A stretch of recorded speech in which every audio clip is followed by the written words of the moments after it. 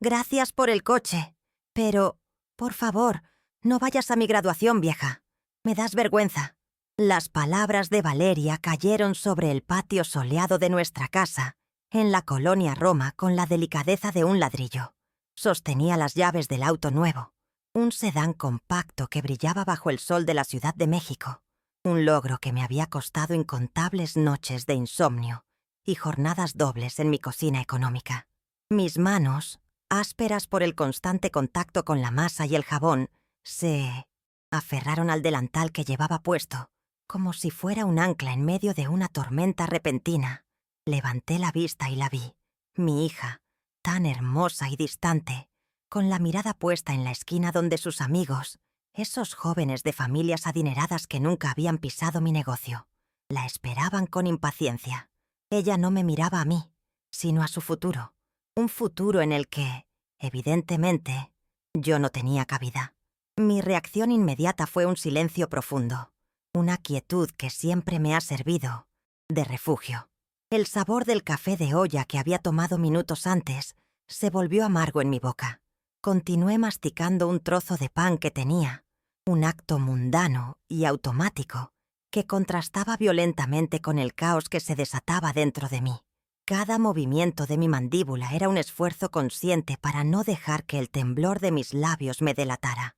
Sentí cómo la humillación se instalaba en mi pecho, una piedra pesada y fría que dificultaba mi respiración. Era un dolor físico, agudo, como si sus palabras hubieran sido cuchillos que atravesaban años de sacrificio y amor incondicional. Desde fuera, solo era una anciana asintiendo lentamente, pero por dentro, el mundo que había construido para ella se estaba desmoronando, pieza por pieza. Observé su postura, la manera en que su cuerpo se inclinaba lejos de mí, como si mi mera presencia pudiera manchar su ropa de marca. La crueldad en su petición no fue un arrebato de ira adolescente. Fue pronunciada con una frialdad calculada, un desdén ensayado. Era el clímax de una larga serie de pequeños desprecios que yo había intentado ignorar, justificando su comportamiento como una fase, la presión de un entorno que no era el nuestro. Recordé las veces que me pidió que la esperara al otro lado de la calle de su universidad, o cuando se refería a mi cocina como un pequeño emprendimiento de comida típica, ocultando que ese emprendimiento había pagado cada uno de sus lujos, cada libro, cada matrícula de su prestigiosa carrera. En ese instante, todas las excusas que yo había tejido para proteger mi corazón se desvanecieron. Con un esfuerzo que me pareció sobrehumano, logré que mis labios formaran una sonrisa tensa, casi imperceptible. ¿Eso es todo?, pregunté, y mi voz sonó extrañamente firme, ajena a la mujer que se partía en dos por dentro. Valeria simplemente asintió, impaciente, haciendo tintinear las llaves del coche. «Cuídalo mucho», fue todo lo que pude decir. Le di la espalda y caminé lentamente hacia la entrada de la casa, sintiendo su mirada y la de sus amigos clavadas en mi nuca. Cada paso era pesado, como si arrastrara cadenas. El aroma de los guisados que se cocinaban a fuego lento en mi cocina me recibió como un viejo amigo, un consuelo familiar en medio de la desolación. Cerré la puerta detrás de mí, y el sonido del cerrojo pareció sellar el final de una era, dejando afuera a la hija que había criado y adentro a una extraña. Apoyada contra la madera de la puerta, finalmente permití que el aire saliera de mis pulmones en un suspiro largo y tembloroso. No lloré. Las lágrimas parecían un lujo que no podía permitirme, una debilidad que no honraba el dolor que sentía. Era un vacío, una sensación hueca en el estómago que me recordaba todas las comidas que me salté para ahorrar un peso más, todas las madrugadas frente al fogón. La palabra vergüenza retumbaba en mi mente. Vergüenza de mis manos, de mi acento de Oaxaca, de mi delantal manchado de mole.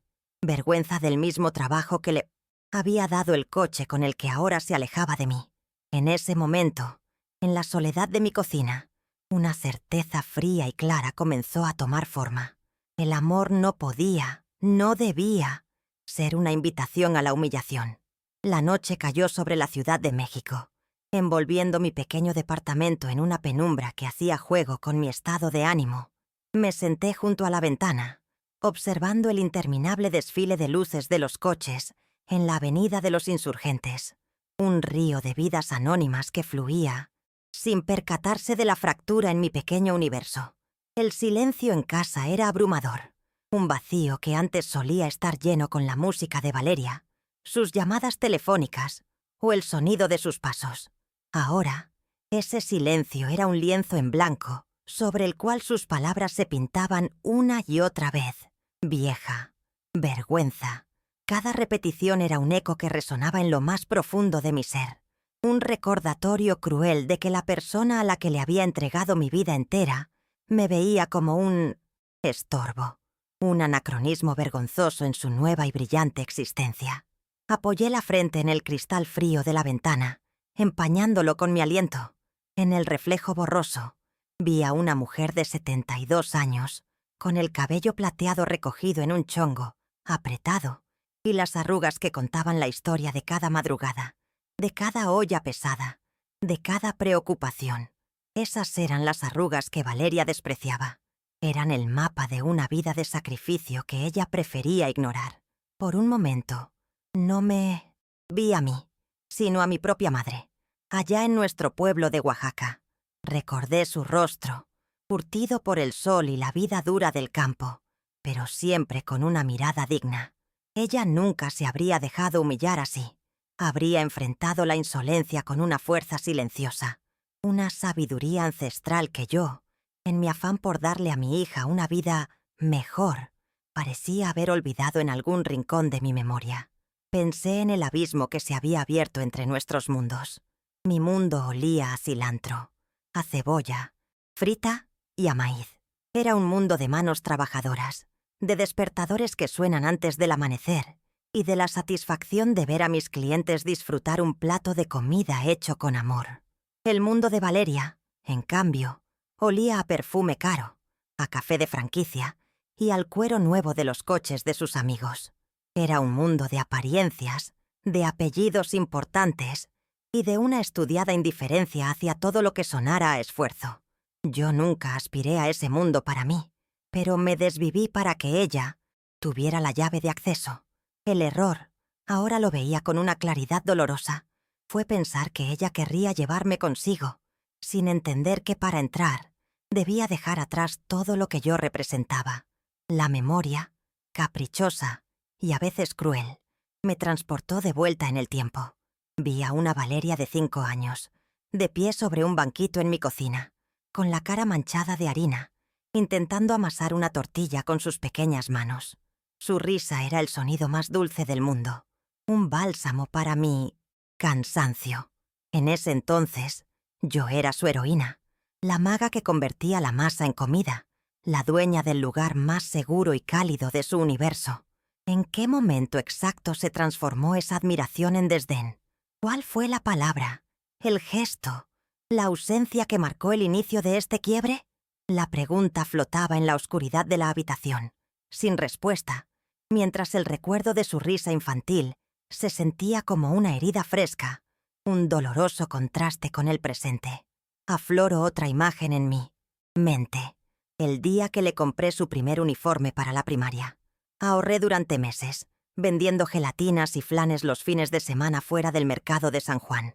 Verla con su jumper a cuadros, su camisa blanca impecable y sus zapatos nuevos y brillantes me llenó de un orgullo tan inmenso que sentí que el corazón se me saldría del pecho. Le tomé una foto que todavía guardo en mi cartera. Esa niña de la foto, con su mochila más grande que ella y una sonrisa tímida, parecía una promesa de un futuro compartido. Cada peso que invertí en su educación fue un ladrillo en la construcción de ese sueño. Un sueño en el que nos veía a ambas celebrando sus triunfos, unidas, como siempre lo habíamos estado en nuestros días de escasez. Recuerdo una semana en particular, durante su primer año en la universidad. Me dio una gripe terrible, de esas que te tumban en la cama con fiebre y dolor de huesos. Pero la colegiatura vencía ese viernes y no tenía el dinero completo. Así que me levanté, temblando, y me fui a la cocina. Pasé 3 días cocinando mientras el mundo me daba vueltas, sudando frío, apoyándome en las mesas para no caer. Mis clientes habituales me decían que me fuera a descansar, pero yo solo pensaba en la fecha límite, en la posibilidad de que Valeria perdiera su lugar por mi culpa. Cuando finalmente pagué en el banco, el alivio fue tan grande que me senté en una banca del parque y lloré, no de tristeza, sino de puro agotamiento y amor. El día que llegó su carta de aceptación de la universidad fue una fiesta en nuestra pequeña casa. Aunque la colegiatura era una fortuna que apenas podía imaginar cómo pagaría, su felicidad era mi motor. Hice su platillo favorito, mole negro, como el que hacía mi abuela, y compré una pequeña botella de sidra para brindar. Soñamos en voz alta esa noche. Ella hablaba de sus futuras clases, de los amigos que haría, de la carrera brillante que tendría. Yo hablaba del día de su graduación. Lo imaginaba todo. Yo estaría en primera fila, con mi mejor rebozo, aplaudiendo más fuerte que nadie.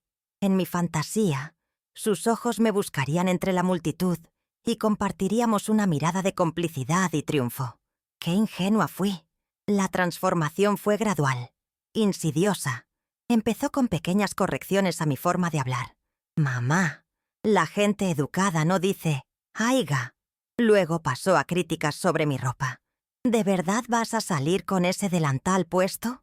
Después, dejó de invitarme a los eventos universitarios, inventando excusas de que eran solo para estudiantes. Cada comentario, cada omisión, era una pequeña piedra que añadía al muro que estaba construyendo entre nosotras. Yo, en mi ceguera, lo interpretaba como su deseo de encajar, de adaptarse a un nuevo entorno. No quería ver que no se estaba adaptando a algo nuevo, sino que estaba activamente demoliendo lo viejo. Y lo viejo, para ella, era yo. El punto de quiebre silencioso, mucho antes del incidente del coche, fue cuando la escuché hablar por teléfono con su novio. Ese muchacho de Pedregal cuya familia nos miraba por encima del hombro. Estaban planeando un viaje a Europa para después de la graduación. Él le preguntó cómo lo pagaría y la escuché decir, con una voz que no reconocí: «Oh, mi mamá tiene sus ahorros. Es chef retirada. Invirtió bien su dinero». La mentira me dejó sin aire. No era el hecho de mentir sobre el dinero, sino la invención de una madre completamente nueva. Una madre respetable. Una chef retirada en lugar de una cocinera que aún se quemaba las manos a diario para que ella pudiera soñar con París. Esa mentira fue la prueba de que su vergüenza era más profunda de lo que imaginaba. De vuelta en el presente, la procesión de recuerdos no me sumió en la autocompasión. En su lugar, una extraña calma, fría y afilada como el acero, comenzó a asentarse en mi interior. Vi el patrón con una claridad meridiana. No era mi hija la que me había fallado. Era yo la que había fallado en enseñarle la lección más importante, que el respeto no es negociable y la dignidad no tiene precio. Había permitido, con mi amor incondicional y mi silencio, que ella creyera que mis sacrificios eran su derecho y que mi identidad era algo de lo que podía disponer y desechar a su antojo. La transacción, como ella la veía, había terminado, pero se equivocaba en una cosa. Mi dignidad no era parte del pago final. Una llama se encendió en mi pecho, un fuego lento y poderoso que secó cualquier lágrima que pudiera haber quedado. No era el calor de la furia, ciega, sino la lumbre de la certeza, una ira tranquila y justa, dirigida no solo hacia ella, sino también hacia mí misma por haber permitido que las cosas llegaran tan lejos, por haber confundido la sumisión con el amor maternal, por haber olvidado la fuerza que heredé de las mujeres de mi familia, mujeres que nunca agacharon la cabeza ante nadie. Me había pasado la vida sirviendo a los demás, a mis clientes, a mi hija. Ahora, por primera vez en mucho tiempo, sentí la necesidad imperiosa de servirme a mí misma, de honrar mi propia historia. El coche, el maldito coche, el símbolo de mi último esfuerzo, de mi amor llevado al extremo, convertido en el vehículo de mi propia humillación. Recordé el día que lo compré, hace apenas unas semanas. El vendedor me insistía en que pusiera los papeles a nombre de Valeria directamente. «Será más fácil, señora. Un regalo directo». Pero algo dentro de mí, una voz ancestral, una astucia campesina que creía dormida, me susurró que esperara, que quería que fuera una sorpresa completa, que yo misma haría el cambio de propietario después de la entrega. El vendedor se encogió de hombros y puso el título a mi nombre. Elena Martínez. Ese pequeño detalle, esa corazonada, era ahora mi única arma. Este conocimiento no despertó en mí un deseo de venganza. La venganza es un plato que se sirve caliente y te quema la boca. Lo que yo sentía era una necesidad de equilibrio, de justicia poética. Era el momento de impartir una última lección, una que no venía en los libros de texto de su cara universidad, una lección sobre el origen del dinero, sobre el peso del sacrificio y sobre las consecuencias de escupir al cielo. La idea germinó en mi mente, no como un plan malvado, sino como un acto de corrección necesario, como cuando se endereza un árbol que crece torcido. Era doloroso, sí, pero era la única forma de salvar, quizás no nuestra relación, pero sí la última pizca de mi autorrespeto. La decisión fue como un bálsamo. El temblor en mis manos cesó. La piedra en mi pecho se disolvió. Me levanté de la silla junto a la ventana y encendí una pequeña lámpara. La habitación se llenó de una luz suave y cálida. Ya no me sentía una víctima. Sentí una determinación que no había experimentado en años. No habría más súplicas. No habría confrontaciones llenas de lágrimas y reproches. Actuaría con la misma frialdad con la que ella había actuado. Mis movimientos serían mi respuesta. Mi silencio sería mi argumento. Le mostraría, sin levantar la voz, el verdadero poder que ella creía que yo no tenía. El poder de ser la arquitecta de mi propia vida y de mi propio trabajo. La mujer reflejada en la ventana oscura ya no parecía frágil. Había una nueva luz en sus ojos, un brillo de acero forjado en el fuego de la decepción. Esa noche no era solo Elena, la cocinera. Era Elena Martínez, de Oaxaca, hija de mujeres que sabían el valor de la tierra que pisaban y del trabajo de sus manos.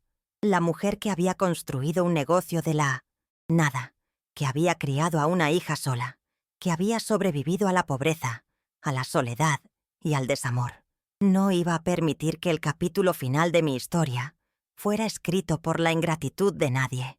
Yo misma tomaría la pluma y escribiría un final diferente, un final que hablara de dignidad. Me dirigí al pequeño escritorio que tengo en un rincón de la sala, donde guardo mis papeles importantes en una vieja caja de metal. La abrí. Dentro, en carpetas ordenadas por año, estaba la historia financiera de la educación de Valeria.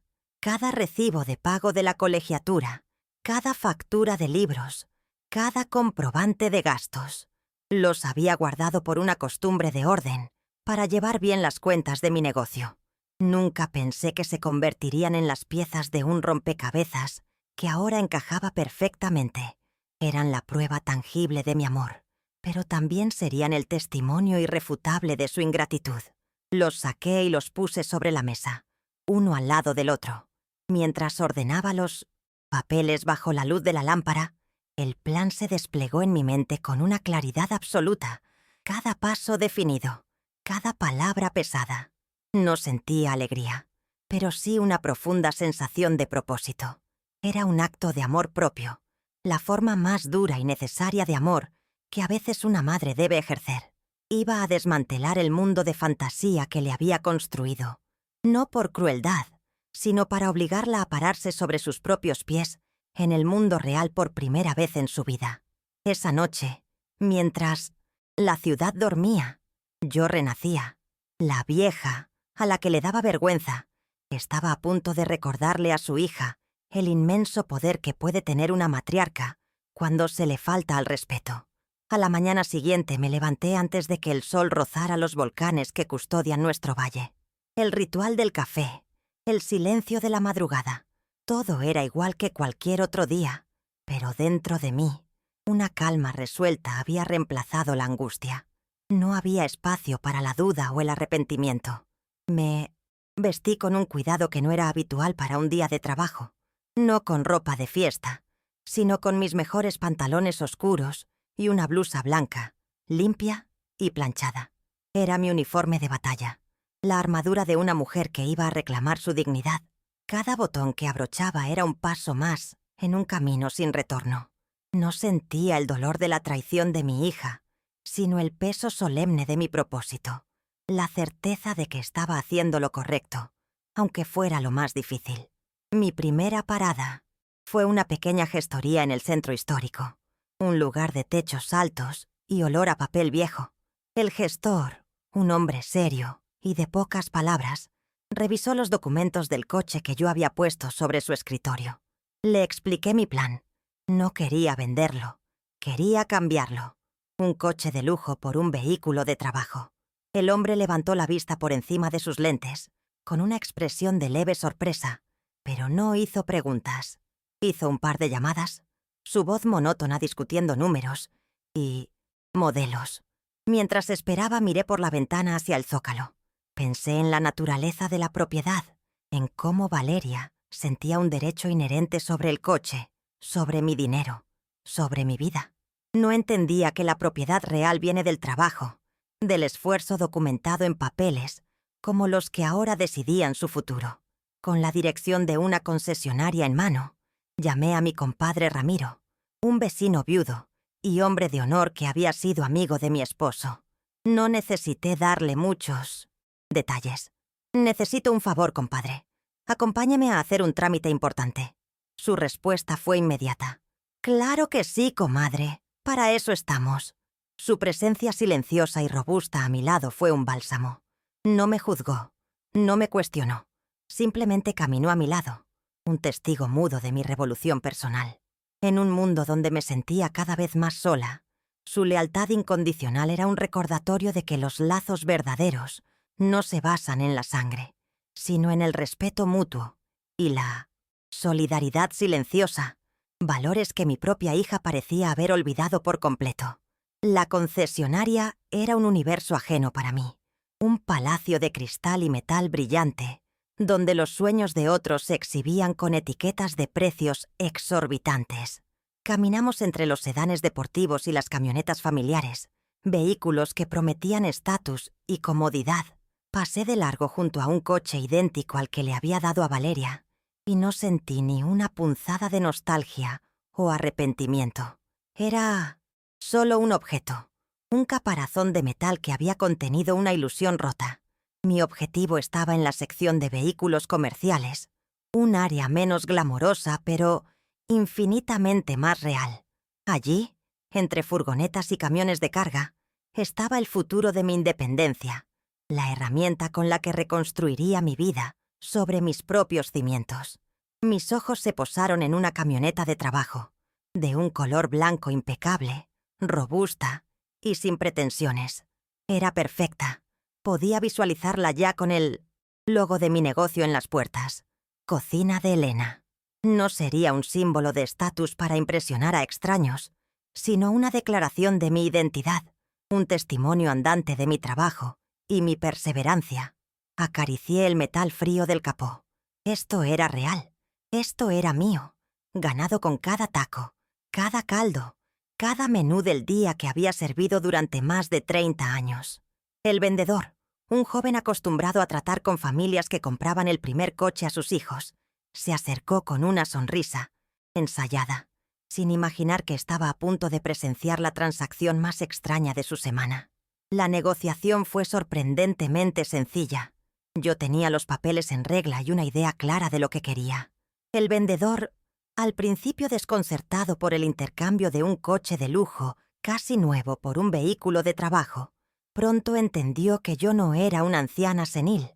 Hablé con la firmeza de una mujer de negocios, discutiendo valores de reventa y condiciones de intercambio con una precisión que lo dejó sin argumentos.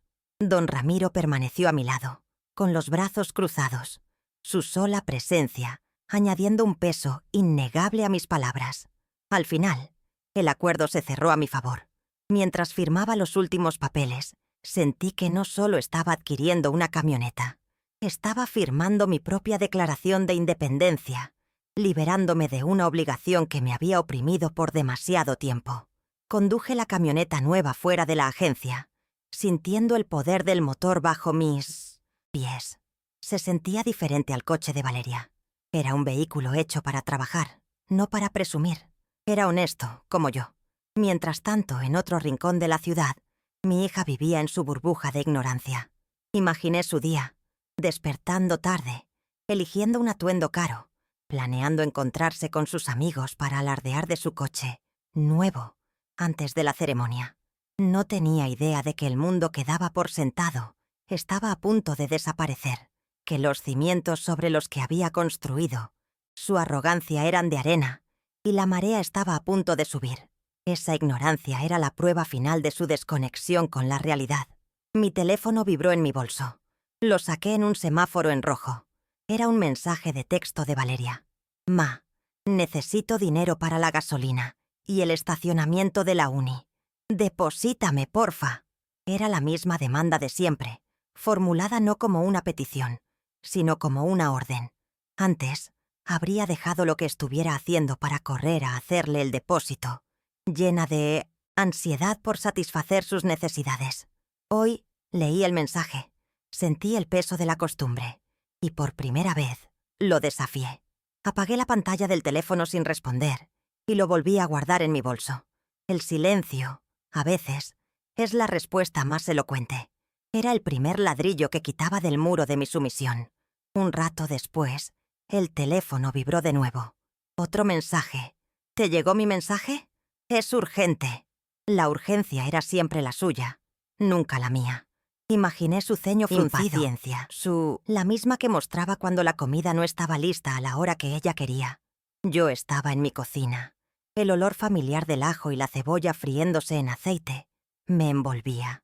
El ritmo de mi trabajo, el movimiento preciso de mis manos picando verduras, era una meditación. El sonido insistente del teléfono era una interrupción de un mundo que ya no le pertenecía. Lo ignoré. Estaba sentada en el trono de mi pequeño reino, y la reina, por fin, estaba aprendiendo a ignorar las peticiones de la princesa exiliada. Esa tarde me senté a la mesa de mi cocina, el verdadero centro de mi hogar, y extendí sobre ella la carpeta con todos los recibos de la universidad. Uno por uno, los alisé y los ordené por fecha. Cada papel representaba una pequeña parte de mi vida. La venta de las joyas de mi madre para pagar la primera inscripción, las incontables horas extra, los préstamos que pedía a amigos. Ya no los veía con el velo de la nostalgia maternal. Ahora eran pruebas, documentos contables de una inversión que no había dado los frutos esperados. Eran el finiquito de mi responsabilidad. Empaquetarlos en una carpeta limpia y ordenada fue como cerrar un libro, un capítulo largo y doloroso de mi vida que finalmente llegaba a su conclusión. Una vecina, doña Carmen, pasó a comprarme un poco de arroz con leche. ¿Cómo está, Elenita? Debe estar tan orgullosa por la graduación de su vale. Es el orgullo de la colonia. Forcé una sonrisa amable, una máscara que he perfeccionado con los años. El trabajo duro siempre da frutos, Carmen, respondí. Una frase ambigua que podía interpretarse de muchas maneras. Ella asintió, satisfecha, sin notar la tormenta detrás de mis ojos tranquilos. La conversación fue un recordatorio de la fachada que Valeria y yo habíamos mantenido. Ella por vergüenza, yo por amor. Ahora, esa fachada estaba a punto de ser demolida, y la verdad, con toda su crudeza, quedaría expuesta para quien quisiera verla. Más tarde, pequeño local de diseño gráfico del barrio, dirigido por un joven talentoso y respetuoso. Le expliqué con detalle el logo que quería para mi nueva camioneta. Cocina de Elena, con una tipografía elegante pero sencilla, y debajo, desde 1985. El año era importante. Era un recordatorio, para mí y para el mundo, de que yo existía, de que mi proyecto tenía una historia, mucho antes de que los sueños de grandeza de mi hija se convirtieran en el centro de mi universo. Escuchar al diseñador hablar, con entusiasmo sobre mis ideas, me llenó de una energía renovada. La emoción de un nuevo comienzo, de un negocio que ahora sería enteramente para mí. En el silencio de mi cocina, mientras las ollas reposaban ya limpias, reflexioné sobre el verdadero significado de ser madre. Durante años, creí que era un acto de entrega total, de desaparición personal para que mis hijos pudieran brillar. Pero ahora entendía que estaba equivocada. Ser madre también significa enseñar los límites del dar y el cientos. Recibir. Significa armar a tus hijos para la vida real. Y a veces, eso implica dejar que sientan el frío del mundo, sin el abrigo constante de tu protección. El amor más profundo no es el que siempre dice sí, sino el que, con el corazón roto, sabe cuándo es el momento de decir basta. La víspera del día de la graduación, la camioneta blanca estaba estacionada frente a mi casa, reluciente bajo el alumbrado público. La carpeta con los recibos descansaba en el asiento del copiloto, como un copiloto silencioso. No había nerviosismo en mí, solo una calma profunda. Revisé mi plan una última vez, cada paso, cada palabra que diría. No había odio en mi corazón, solo la firme convicción de una cirujana que debe realizar una amputación dolorosa para salvar el resto del cuerpo. Esa noche, dormí profundamente. Un sueño sin pesadillas.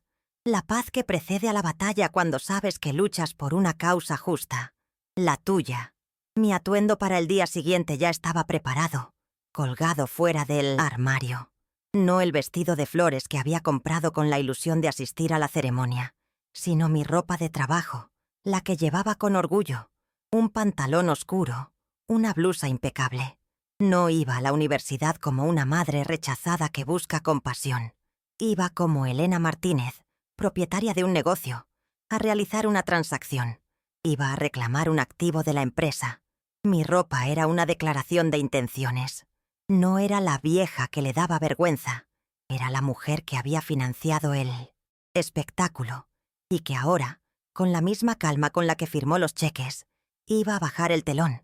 El día de la graduación llegó con un sol radiante, una ironía del destino que pintaba el cielo de un azul brillante, para el día más gris en la historia de mi relación con mi hija. Conduje mi nueva camioneta blanca por las calles de la ciudad, el motor sonando con una regularidad tranquilizadora. No me sentía como una madre desconsolada, sino como un instrumento del equilibrio, una fuerza tranquila que se movía para enderezar algo que se había torcido profundamente. Al pasar junto a otras familias, vestidas con sus mejores galas, llenas de sonrisas y cámaras, sentí una punzada de lo que podría haber sido, pero la aparté rápidamente. No estaba allí para lamentarme, sino para actuar. Mi propósito era claro, y esa claridad me daba una fuerza que no sabía que poseía. Llegué al campus de la universidad, un lugar que había pagado durante años pero que nunca había sentido como mío. Estaba lleno de una energía vibrante, de jóvenes togas y birretes, de padres orgullosos. Encontré el estacionamiento principal y, a lo lejos, la vi. Valeria estaba apoyada contra el sedán gris, el coche que había sido el catalizador de todo esto, riendo a carcajadas, siendo el centro de atención de un círculo de amigos y de su novio, el que siempre me había mirado con condescendencia. Lucía como la reina de su propio universo, confiada y ajena a la realidad que se dirigía hacia ella en un vehículo de trabajo. En su mente, había ganado. Había conseguido todo lo que quería y se había deshecho de lo único que le estorbaba. Yo estacioné mi camioneta no a una distancia discreta, sino en el espacio vacío justo al lado de su preciado coche. El contraste fue instantáneo y brutal. El sedán bajo y elegante, un símbolo de ocio y estatus, junto a mi camioneta alta y robusta, una herramienta de trabajo honesta. En la puerta de mi vehículo, el logo recién pintado, Cocina de Elena, era una declaración silenciosa, pero poderosa. Era la marca de su origen, la firma de la mano que le había dado de comer toda su vida. El sonido de mi motor al apagarse pareció romper el hechizo de su círculo. Las risas se detuvieron. Todas las miradas se volvieron hacia la humilde camioneta que se había atrevido a invadir su espacio de privilegio. Bajé del vehículo con una lentitud deliberada. Mis movimientos eran económicos, sin prisa, como los de una mujer que tiene todo el tiempo del mundo. Cerré la puerta y el sonido, seco y metálico, retumbó en el silencio que se había formado. Comencé a caminar hacia ellos, con la mirada fija únicamente en Valeria, ignorando a los demás como si fueran meros adornos en la escena. Los amigos de mi hija se miraron unos a otros, incómodos, sintiendo la densidad de una tormenta que no entendían, pero cuya fuerza podían percibir. El aire, antes ligero y festivo, se volvió pesado, cargado de una tensión que se podía cortar con un cuchillo. La confrontación había comenzado sin que yo pronunciara una sola palabra.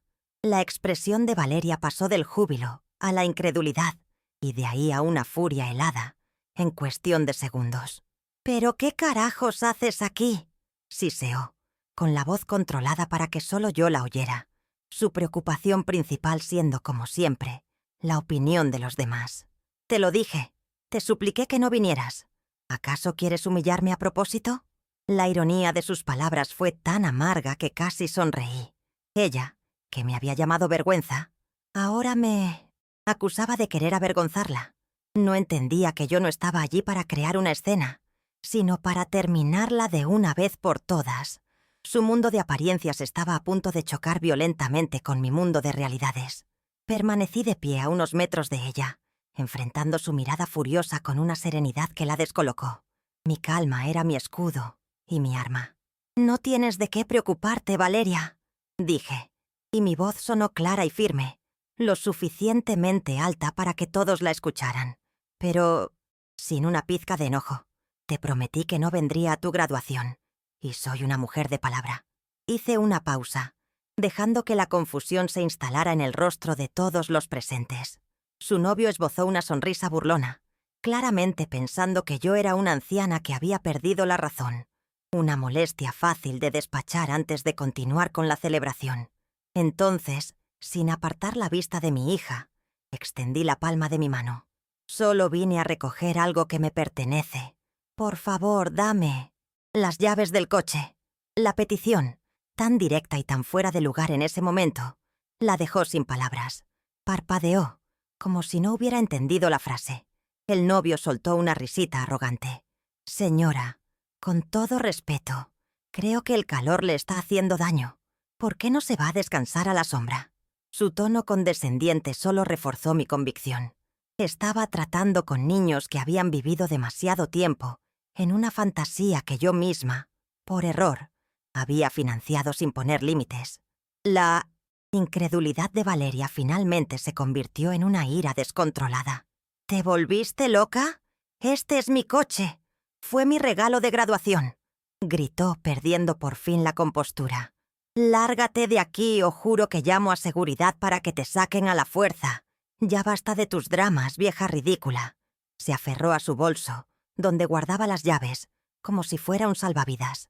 Sus amigos retrocedieron un paso, sus rostros una mezcla de incomodidad y fascinación morbosa ante el espectáculo. La princesa estaba revelando su verdadera naturaleza, y el cuento de hadas se estaba tornando oscuro. No respondí a sus gritos. No me rebajé a su nivel. En lugar de eso, con la misma calma, metí la mano en mi bolso y saqué un documento doblado. Lo desdoblé lentamente y lo sostuve frente a ella. Era la factura original y el título de propiedad del vehículo. «Te equivocas», dije, y mi voz cortó el aire como un cristal. «El coche está a mi nombre. Siempre lo ha estado. Tú solo tenías permiso para...». Considéralo el último pago de un largo préstamo estudiantil. Un préstamo que, a partir de este momento, ha quedado saldado y cuyo activo principal vuelve a su dueña. El impacto de mis palabras fue visible. El color desapareció del rostro de Valeria. Le arrebató el papel de mi mano, sus ojos recorriendo las líneas con una desesperación febril, buscando su nombre, buscando una prueba que validara su realidad, pero no la encontró. Lo único que había era mi firma, Elena Martínez, en la línea que decía «propietario». El coche no era suyo. Nunca lo fue. La base de su estatus, el pilar de su arrogancia frente a sus amigos, era una mentira, y la prueba estaba en sus manos temblorosas. Su mundo se desmoronó en ese instante, en el estacionamiento de la universidad que yo había pagado, mientras ella seguía paralizada, con la mirada perdida en el documento. Volví a meter la mano en mi bolso y saqué el segundo objeto de mi plan, la gruesa carpeta marrón. Se la ofrecí. «Y esto es para ti también», continué, mi voz manteniendo el mismo tono sereno y ecuánime. «Es para que entiendas el verdadero valor de lo que vas a celebrar hoy, para que nunca olvides cuál fue su precio real». Aturdida, ella tomó la carpeta con la otra mano, como un autómata, sin comprender del todo lo que estaba sucediendo. «Ahí dentro», le expliqué, «está cada recibo de cada colegiatura que pagué, cada factura de tus libros, de tus materiales, de tus caprichos. Es la contabilidad detallada de mi vida. Puse en pausa para que tú pudieras tener la tuya. Considéralo tu única herencia, el legado de la madre que tanto te avergüenza. Porque a partir de hoy, Valeria, estás sola. Te deseo mucha suerte en tu vida profesional, licenciada». La palabra licenciada salió de mis labios con el peso de un epitafio, marcando el final de su vida subsidiada y el comienzo de su dura realidad. El novio y los amigos estaban petrificados, sus rostros pálidos. El chico que se había burlado de mí ahora miraba a Valeria como si fuera una extraña, una impostora. La chica glamorosa y de familia acomodada era, en realidad, la hija de una simple cocinera. Y además, una hija ingrata. La humillación de Valeria fue total y absoluta. No por mis palabras, sino por la verdad que éstas revelaron. La despojé, no de un coche, sino de su armadura de mentiras, dejándola desnuda y vulnerable frente a la misma audiencia para la que vivía actuando, sin esperar una respuesta, sin darle la satisfacción de verme disfrutar. De su caída, me di la vuelta. Mi parte en esa historia había terminado. Caminé con la espalda recta hacia mi camioneta. Abrí la puerta y me subí. Encendí el motor. Un sonido de trabajo y de futuro. Al salir del estacionamiento no miré por el espejo retrovisor. No necesitaba hacerlo. Podía sentir la imagen. Una joven vestida para el éxito, de pie en un mar de asfalto, sosteniendo en sus manos el precio de su educación y la prueba irrefutable de su propia miseria moral. La función había terminado. Había bajado el telón. Al alejarme del campus universitario, el silencio dentro de la cabina de mi camioneta era casi sagrado. No era el silencio triunfante de una victoria, sino la quietud pesada y solemne que sigue a una demolición necesaria. Sentía como si me hubieran quitado un peso de encima, no solo el peso financiero de mantener a mi hija, sino el fardo emocional de una esperanza fallida, de un amor no correspondido. Una ligereza dolorosa me invadió, la extraña sensación de libertad que viene después de una gran pérdida. Estaba de luto, no por la joven arrogante que dejé en el estacionamiento, sino por la niña que una vez amé y el futuro que había soñado para nosotras.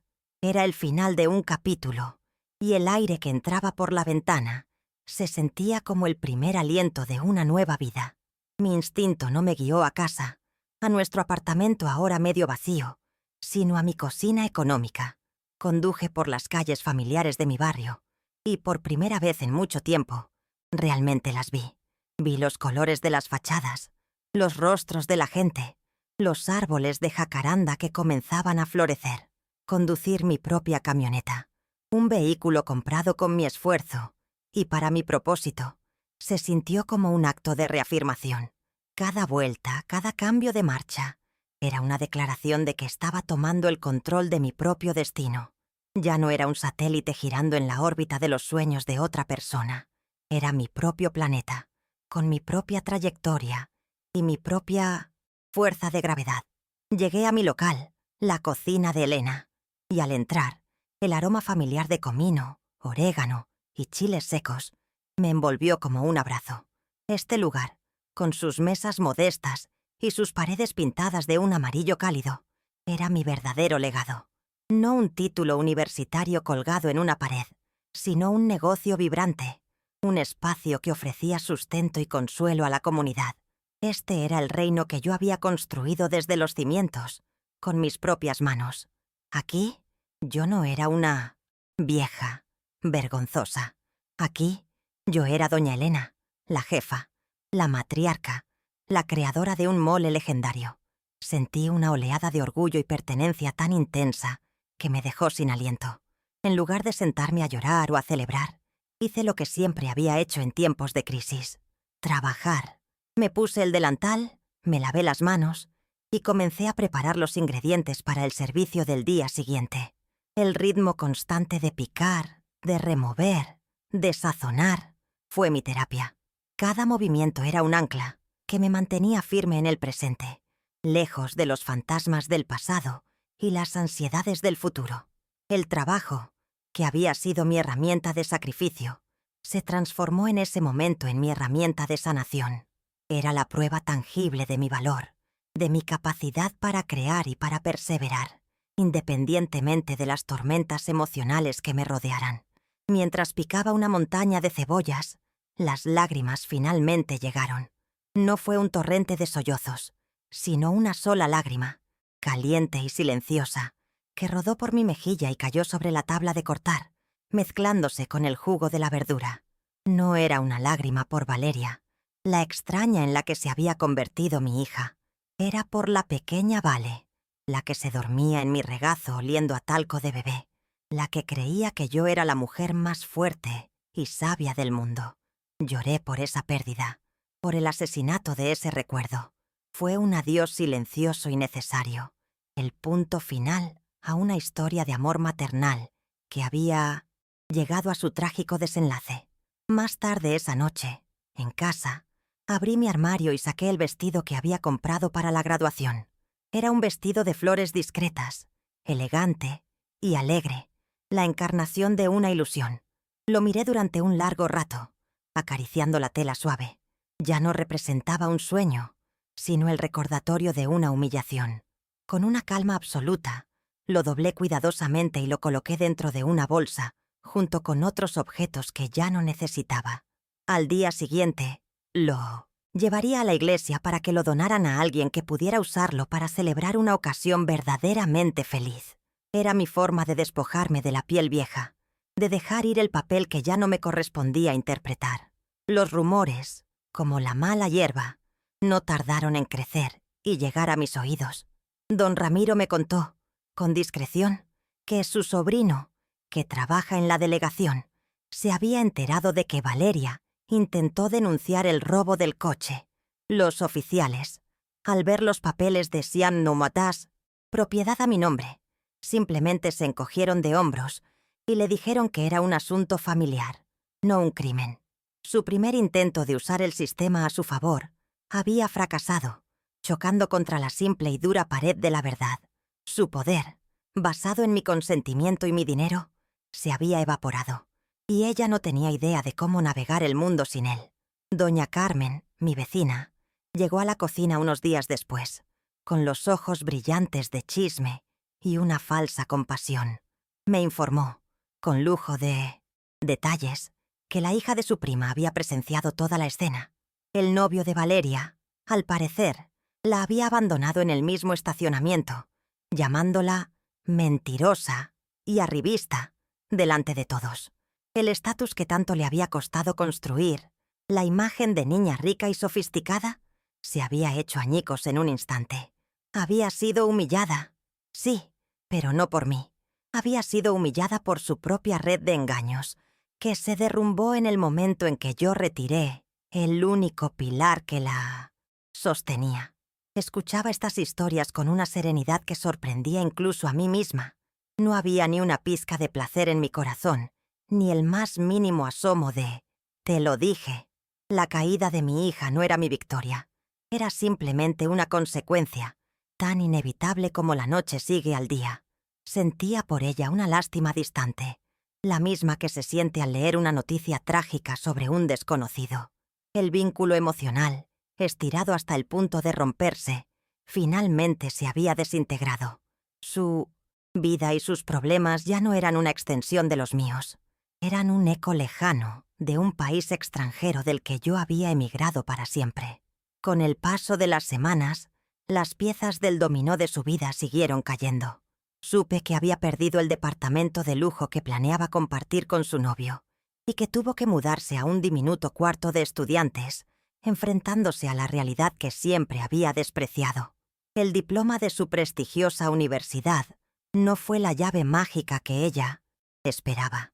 Sin las conexiones de su exnovio y sin mi apoyo financiero para mantenerse mientras buscaba el trabajo perfecto, se vio obligada a enfrentarse a un mercado laboral competitivo y a la dura verdad de que un título no es garantía de nada, especialmente cuando la soberbia es tu única carta de presentación. Jamás le deseé el mal. Mi plan nunca fue destruirla, sino despertarla. Quería que entendiera el valor del esfuerzo, el peso de la dignidad. Las consecuencias que estaba sufriendo eran el resultado directo de sus propias decisiones, de su incapacidad para ver más allá de su propio egoísmo. Yo ya no era su red de seguridad. Había pasado toda mi vida absorbiendo los golpes por ella, asegurándome de que nunca cayera. Ahora, por su propio bien, tenía que dejarla caer y esperar que, en el proceso, aprendiera a levantarse por sí misma. Mi papel como su protectora había terminado. Ahora comenzaba su largo y solitario viaje hacia la madurez. Una tarde recibí un mensaje de texto de un número desconocido. Era Valeria, una sarta de acusaciones y veneno, culpándome de haber arruinado su vida, su futuro, su felicidad. Leí cada palabra sin que mi pulso se alterara. No había dolor, no había ira, solo un profundo vacío. No respondí. Con el pulgar firme, bloqueé el número y borré el mensaje. No había nada más que decir. Nuestra conversación había terminado para siempre, en aquel estacionamiento. Cualquier palabra adicional sería como echar sal en una herida que yo, por fin, estaba decidida a dejar cicatrizar por completo. Supe también que intentó recurrir a otros familiares, pintándome como una madre cruel y desnaturalizada que la había desheredado por un capricho. Pero la historia de su desdén era un secreto a voces, y la verdad, aunque a veces tarda, suele encontrar su camino. Pocos le ofrecieron ayuda. Se encontró sola, aislada por su propia arrogancia, descubriendo de la peor manera que las relaciones humanas, al igual que el respeto, se cultivan y se cuidan, no se exigen ni se dan por sentadas. Estaba cosechando exactamente lo que había sembrado durante años de ingratitud y desprecio. Sentí una tristeza profunda y filosófica por ella, una pena inmensa por esa joven que había recibido todas las oportunidades que yo nunca tuve y las había desperdiciado en la búsqueda de la aprobación de extraños. Se había enfocado tanto en construir una fachada de éxito que se olvidó de construir un interior con valores. Se avergonzaba de sus raíces, sin darse cuenta de que eran la única fuente de la fuerza que ahora necesitaba desesperadamente para sobrevivir.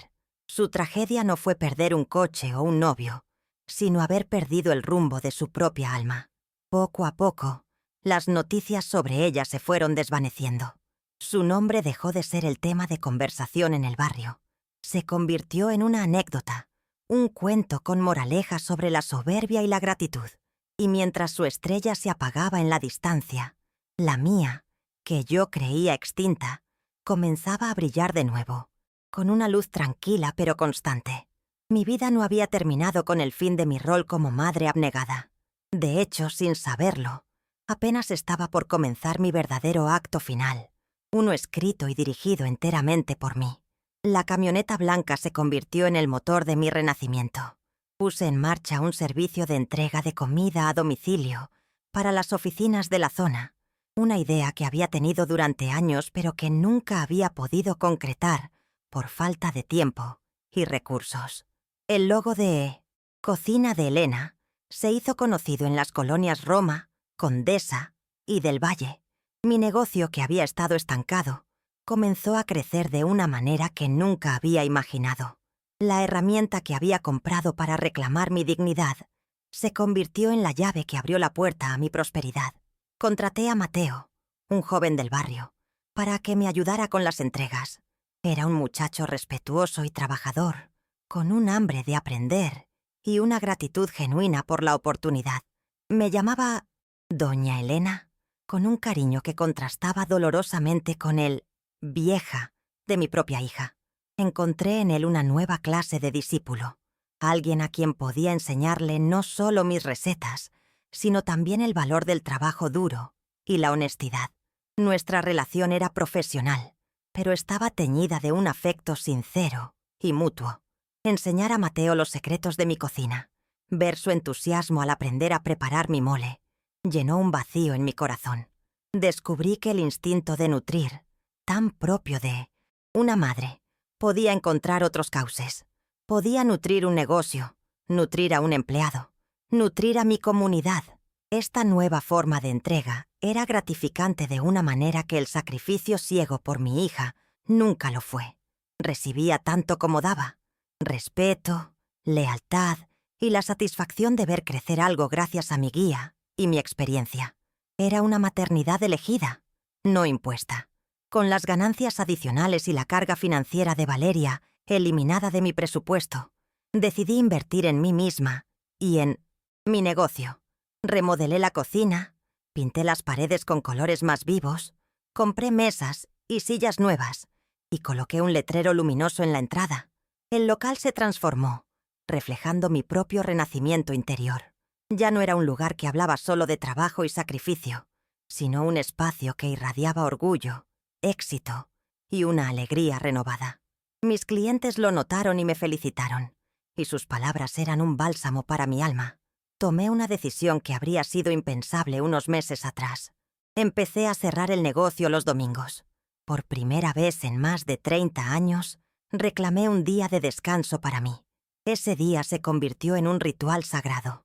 A veces, simplemente me quedaba en casa leyendo. Otras, me iba a caminar por el Parque México, observando a los perros jugar y a las familias pasear. Me sentaba en un café a tomar algo, sin prisa, disfrutando del simple placer de no tener que hacer nada, de no deberle mi tiempo a nadie más que a mí. Volví a contactar a viejas amigas de mi pueblo que, como yo, habían emigrado a la ciudad hacía décadas. Nos reuníamos para tomar café, y las horas se nos pasaban volando, entre risas y recuerdos. Hablábamos en nuestra variante del español, salpicado de palabras en zapoteco, sin miedo a ser corregidas o juzgadas. Redescubrí esa parte de mí que había mantenido oculta por complacer a Valeria. Mi identidad oaxaqueña, mis raíces, mi historia. Me sentí completa de una manera que no me había sentido en años, reconectada con la mujer que era, antes de convertirme solo en la mamá de... La alegría comenzó a filtrarse en mi vida a través de pequeñas grietas. El sabor del primer sorbo de café en la mañana, el olor a tierra mojada después de una lluvia torrencial de verano, la belleza de un bugambilia fucsia trepando por una pared. Mi mundo, que se había encogido hasta limitarse a la cocina y las preocupaciones por mi hija, se expandió de nuevo, revelando una riqueza y una belleza que yo había olvidado cómo apreciar. Estaba aprendiendo a vivir en el presente, a encontrar la felicidad en lo efímero, en lo sencillo, en lo cotidiano. Inicié un pequeño huerto en mi balcón, en una colección de macetas de barro. Sembré chiles, epazote, cilantro y hierbabuena. Cuidar de esas pequeñas plantas, verlas brotar y crecer bajo el sol, me proporcionó una paz inmensa. Era un acto de creación y cuidado en su forma más pura. Ellas no me exigían nada que no pudiera darles: agua, luz y un poco de atención. Y a cambio, me regalaban su verdor, aroma y sus sabores, enriqueciendo mi cocina y mi vida. Era una relación simbiótica y honesta, un bálsamo para un corazón acostumbrado a las complejidades de las relaciones humanas. Comencé a pensar en mi legado de una forma diferente. Antes, creía que mi único legado sería una hija con un título universitario, una profesional exitosa. Ahora entendía que mi verdadero legado era mucho más tangible y mucho más mío. Eran mis recetas, que ahora estaba escribiendo en un cuaderno para Mateo. Era mi negocio, que daba empleo y servía a la comunidad. Era el respeto que me había ganado a pulso. Y sobre todo, era la historia de mi propia emancipación. Una lección de dignidad que, esperaba, pudiera inspirar a otros. La paz que sentía no era una felicidad eufórica, sino algo mucho más profundo y duradero. Era la calma serena de un océano después de la tormenta. Una sensación de estar exactamente donde debía estar, de ser exactamente quien debía ser. Ya no sentía la necesidad de justificar mi existencia a través de los logros de otra persona. Mi propia vida, con su trabajo, sus pequeñas alegrías y sus amistades reencontradas, era suficiente. Estaba completa por mí misma, y esa revelación fue la más liberadora de todas. Don Ramiro se convirtió en un compañero constante y silencioso. A menudo, pasaba por la cocina al final del día y cenábamos juntos, a veces hablando, a veces simplemente disfrutando de la compañía del otro, en un silencio cómodo. Su amistad era un puerto seguro, una relación sencilla basada en el respeto y el afecto, sin las complicaciones y las expectativas que habían envenenado mi relación con mi hija. Su presencia llenaba el vacío de la soledad sin exigir nada a cambio.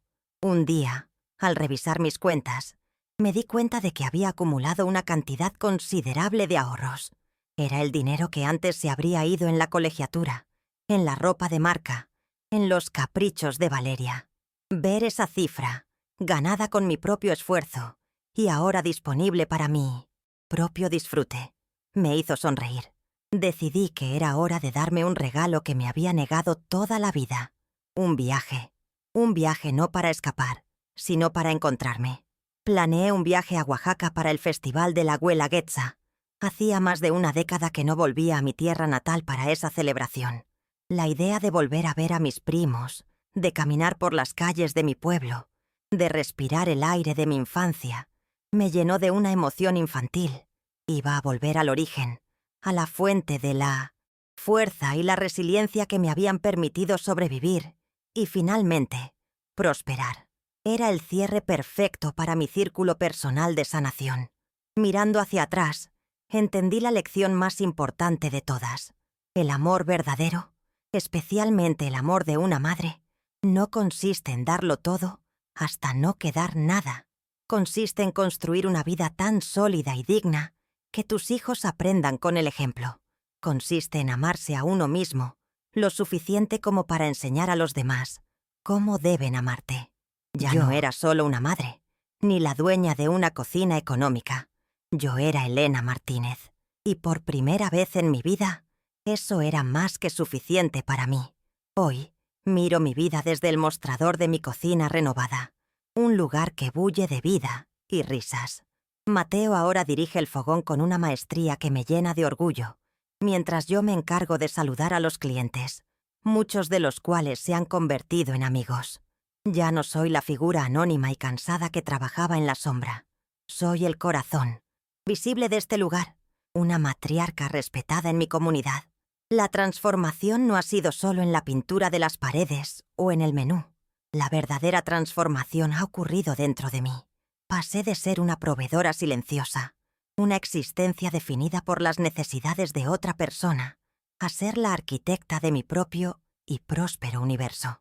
Ya no sirvo por obligación, sino que comparto por elección. He aprendido que existen dos tipos de sacrificio. Está el sacrificio que construye, el que se hace con gusto para levantar un sueño compartido, como los cimientos de esta cocina. Pero luego está el sacrificio tóxico, ese que se disfraza de amor pero que en realidad es una lenta anulación de uno mismo para sostener la comodidad o el egoísmo de otro. Durante años practiqué este segundo tipo, creyendo que era la máxima expresión del amor maternal, el acto más doloroso y, a la vez, el más liberador de mi vida fue dejar de sacrificarme. Entendí que el verdadero amor no te pide que te borres, sino que te anima a ser la versión más completa y digna de ti misma, para poder compartir esa plenitud. A veces, en el silencio de la noche, un pensamiento fugaz sobre Valeria cruza mi mente. No siento ira ni rencor, solo una compasión distante, como por un barco que zarpó hace mucho tiempo y se perdió en el horizonte. Escuché un vago rumor de que tiene un trabajo modesto en una oficina y vive una vida sencilla, lejos del glamour que tanto anhelaba.